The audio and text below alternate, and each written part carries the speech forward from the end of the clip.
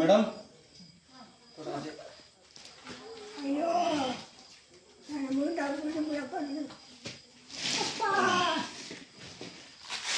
ಸ್ನೇಹಿತರೆ, ದಯವಿಟ್ಟು ಪ್ರತಿಯೊಬ್ಬರು ಈ ವಿಡಿಯೋನ ಅತಿ ಹೆಚ್ಚು ಶೇರ್ ಮಾಡಿ.